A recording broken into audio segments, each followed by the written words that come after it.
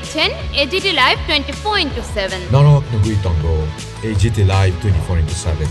You are watching AGT Live 24/7। आप देख रहे हैं एजीटी लाइव 24/7। জানেন সারা ভারতবর্ষে আমরা মহিলাদের যে ভাবে একের পর এক অত্যাচার শানিত হচ্ছে, সেটা শুধু সারা ভারতবর্ষেই নয়, বিশ্বের দরবারে পর্যন্ত আজকে অ্যাপস্টিন ইনোফাইলের মধ্যে আজকে নাম এসছে কার? আমাদের PM মোদি, তারপর কেন্দ্রীয় মন্ত্রী হরদীপ সিং পুরী এবং PM মোদির বন্ধু অনিল আম্বানির নাম পর্যন্ত এসছে। তো সেই জায়গায় PM মোদি যে মহিলা বিরোধী, এখানেই দেখা যাচ্ছে। অ্যাপস্টিন জেফরি অ্যাপস্টিন কে ছিল এটা সবাই জানে।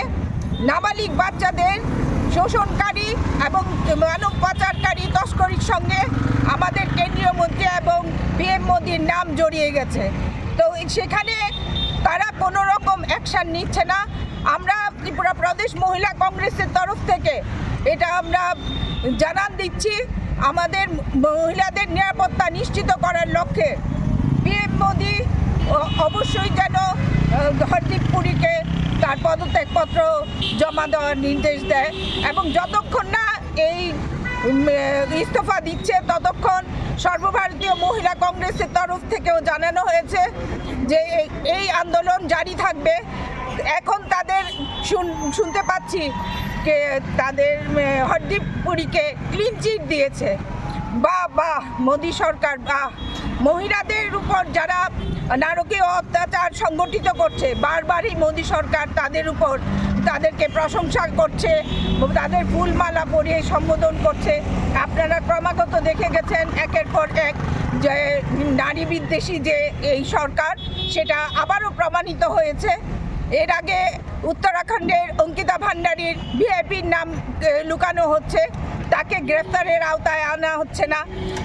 তারপর কপিল সিংহা উন্নাওয়ের যে পীড়িতা এবং তাদের পরিবারের মানুষকে হত্যাকারীকে কপিল সিং সেঙ্গারকে যেভাবে তারা আদালতে পার পাইয়ে দেওয়ার জন্য ব্যবস্থা করেছিল, সেদিক থেকে সর্বোচ্চ আদালতকে আমরা ধন্যবাদ জানাই যে তার এই জামিন খারিজ করেছে এবং তাকে আবার জেলে পুরে দেওয়ার নির্দেশ দিয়েছে।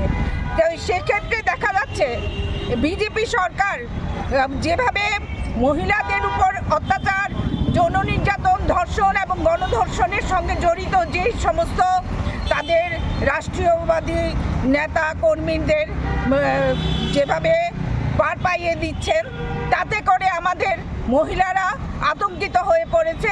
মহিলাদের সুরক্ষার জন্য দেশবাসী পথে নেমেছে এবং আওয়াজ তুলেছে। অ্যাপস্টিন ফাইলে যারা দোষী সাব্যস্ত এবং নাম জড়িয়ে গেছে তাদেরকে অবিলম্বে পদত্যাগ করতে হবে। এই কারণেই ত্রিপুরা প্রদেশ মহিলা কংগ্রেসের থেকেও আমরা পদত্যাগ দাবি করছি।